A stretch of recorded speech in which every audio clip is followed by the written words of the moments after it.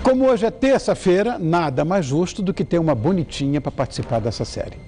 Para falar sobre Herodes, eu convidei a professora do curso de História da Universidade do Grande ABC, a UniABC, que é a Ania Cavalcante. Boa noite, meu amor. Obrigado por ter vindo. Não precisa se levantar. Obrigado, meu querido. Obrigada pelo convite. Eu que agradeço. Um prazer conhecer. Meu prazer. Obrigado, meu amor. Ania, quem foi Herodes? Enfim, Herodes, ele foi um grande tirano, conhecido como um grande tirano, talvez não pelas suas grandes tiranias, na verdade, mas ele foi o rei da Judéia, na época do Império Romano, né? Era o súdito do Império Romano, né?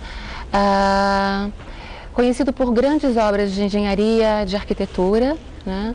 Mas também por ser um súdito idumeu, não judeu, sendo o rei da Judéia, né? Com várias dessas questões, e ele é conhecido, na verdade, pelo massacre dos inocentes de Belém, que é, na verdade, uma grande controvérsia da historiografia, né? Justamente porque se discute de que não aconteceu, na verdade. Eu tenho ouvido isso, inclusive. Vamos, inclusive, falar sobre o massacre dos inocentes, porque alguns historiadores acham que isso é um mito. De qualquer maneira, daqui a pouco vamos chegar lá. Claro. Como é que foi o governo de Herodes?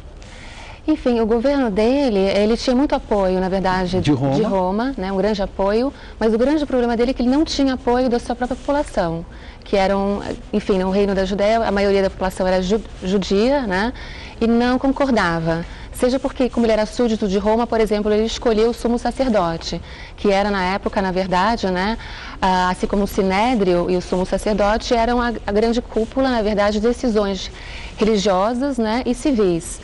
Né? E ele, na verdade, não só escolhia o sumo sacerdote, que era para os judeus da época, obviamente, né? Um desrespeito, né? Profundo, né? Como ele também recebia muitas ordens e fazia um governo profundamente romano-helenista, né? Mesmo tentando que não fosse. Por exemplo, hoje em dia a gente tem o Beit Hamikdash, na verdade o que sobrou dele, né, o Hakotel, né, que é o Muro das Lamentações, o Muro Ocidental, né, que é na verdade a reconstrução do segundo templo, né, que a gente tem depois do exílio da Babilônia. O rei persa Ciro, ele faz com que os judeus eles voltem do exílio e reconstruam o seu templo, né? E aí você tem o rei Herodes, ele vai fazer com que ele seja, essa segunda reconstrução, ou seja, o segundo templo, ele vai ser aumentado, né? E, digamos assim, melhorado, né? E é uma obra profundamente suntuosa, né? Você pode imaginar uma grande honraria aos judeus, né? Porque essa falta de apoio dos judeus por não considerarem, na verdade, primeiro, Herodes um judeu, realmente, né? Ser um súdito de Roma, né? Fazendo grandes construções e explorando, né? Essas grandes obras, elas foram feitas, na verdade, com o sofrimento da população local. Né? Não só Herodes foi, na verdade, mas em relação ao Reino da Judéia, com sofrimento e, na verdade, assim, com exploração de muitos impostos, né? Aliás, o próprio templo de Jerusalém reconstruído, foram 18 mil pessoas, né? Trabalhando nessa construção em condições não das melhores, né? E nunca se gastou tanto dinheiro com uma construção como essa. Então, o clima, na verdade, que você tem na Judéia, é um clima de muita revolta, né? De muita ira contra os governantes. Primeiro são os imperadores romanos, desde Pompeu, quando a Judéia é realmente conquistada, né? Pelos romanos, e os judeus deixam de ser seus próprios governantes, né? E com essas construções e a exploração do povo com esses grandes impostos, né? E as próprias pessoas que são da aristocracia, ou mesmo da alta, da camada mais abastada, elas também acabam sendo exploradas pelo próprio Herodes. Então você tem várias das próprias, digamos, seitas judaicas, você tem os fariseus, os essênios e várias, elas são contrárias ao Herodes.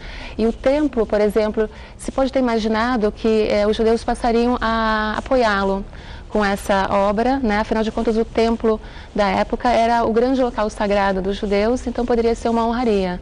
Mas eles não só não consideraram uma honraria, né? Além de tudo, Herodes ele colocou uma águia romana na entrada do templo, que é um grande desrespeito, né? Embora ele tenha sido um dos poucos imperadores que, por exemplo, em relação às moedas, eles não colocavam a face do imperador. Você tinha isso. Para os judeus você não pode ter uma imagem, né? Então ele colocava o sol ou o próprio nome dele, né? Mas era sestécio, era dinheiro romano. Mas era o dinheiro romano, isso, né? E o problema é que logo depois dessa reconstrução pomposa e bastante exploratória, né, realmente, né? Você tem, Herodes ele faz realmente a construção de uma outra cidade bastante conhecida e de um porto chamado Cesareia. Inclusive, assim, o próprio nome da cidade que ele coloca em nome do imperador, né? César Augusto, é um desrespeito aos judeus, afinal de contas é uma honraria a Roma, né? Mas assim, além dos gastos profundos, existe também uma questão de uma engenhosidade muito grande. É revolucionário o sistema com que eles fazem com os portos, né?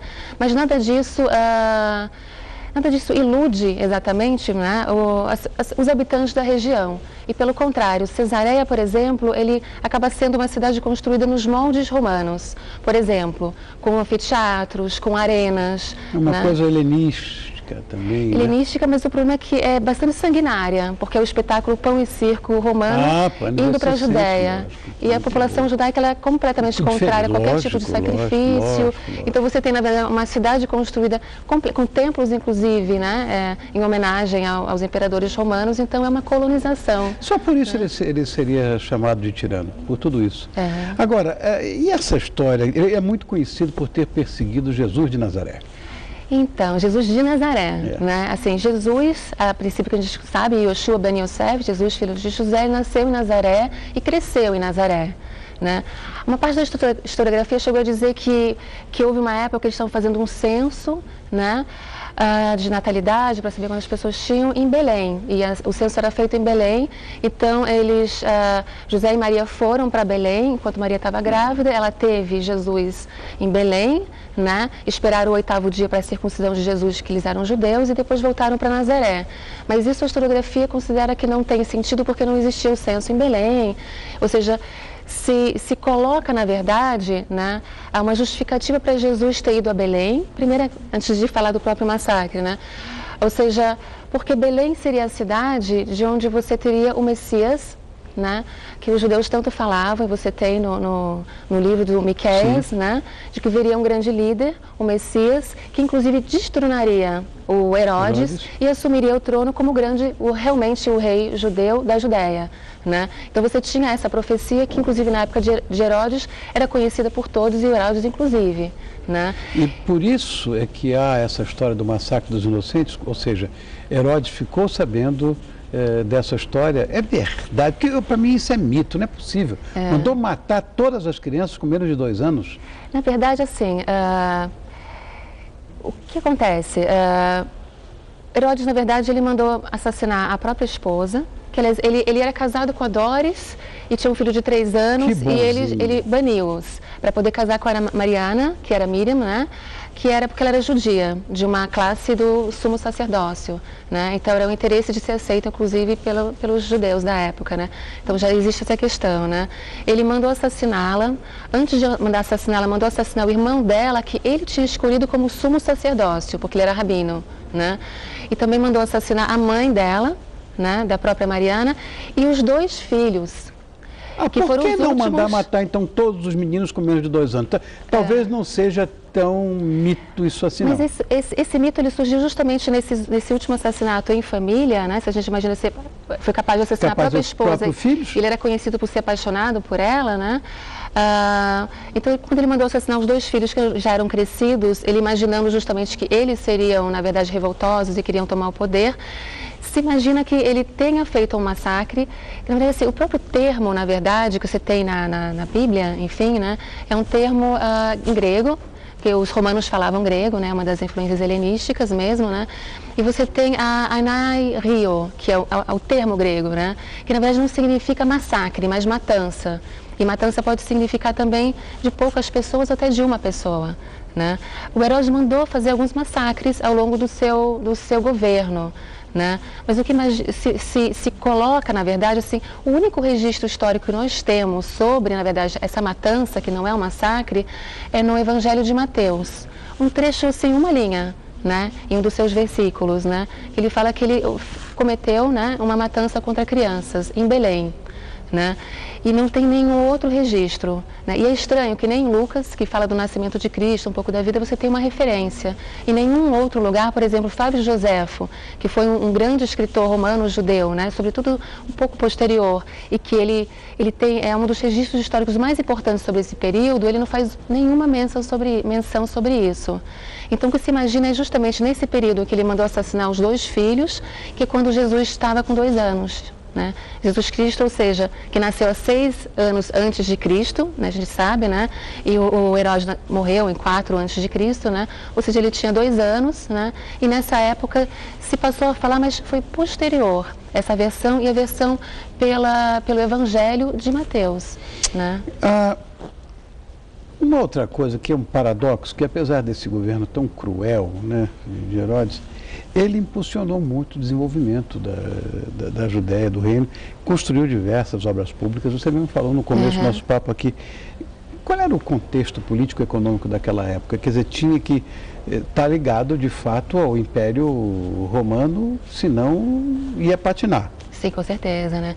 A expansão do Império Romano, de um momento auge do Império Romano, quando você tem os imperadores realmente, né? Você tem esse apoio, né? Mas a grande questão, assim, ele consegue esse financiamento, digamos assim, com esses altíssimos impostos, foi um dos períodos de maiores impostos realmente para poder financiar essas construções e a própria escravidão. Né? Os revolucionários políticos da época, pessoas que eram contrárias, ou elas eram crucificadas, por exemplo, né? Ou arborizadas, algumas pessoas falam, né? Ou elas eram escravizadas. Né? Então, a escravidão também impulsiona, na verdade, a mão de obra, né? De centenas de pessoas ou milhares para essas obras de engenharia. Né? Além assim, de você ter também assim, um interesse de demonstrar um grande império e uma dominação. Né? Quem sucedeu Herodes? Na verdade, sim, Herodes ele foi sucedido por alguns procuradores, embora os 3 filhos eles tivessem um direito como se fossem príncipes, digamos assim, né? Mas foram procuradores romanos, que também não tiveram, aliás, tiveram menos respeito do que Herodes, né?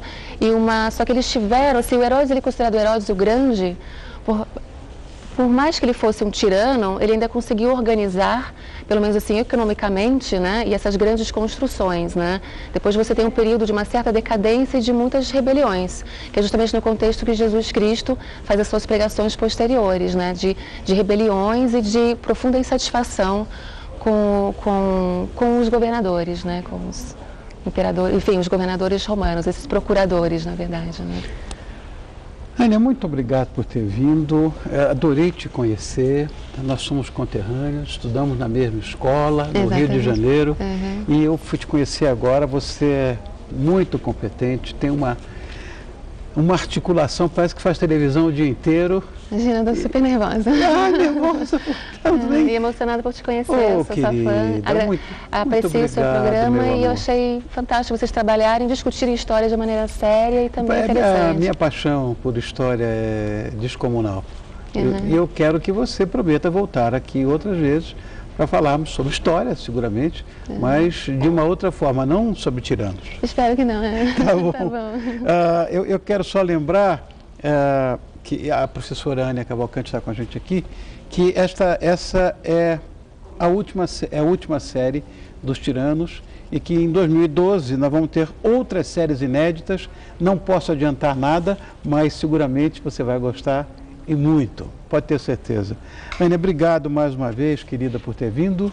Essa casa é sua, que você vai voltar, você diz, quero voltar. Está tudo certo. Tá bom. Obrigada, viu, meu amor? Obrigada. Beijo para você. Beijo, tudo de bom.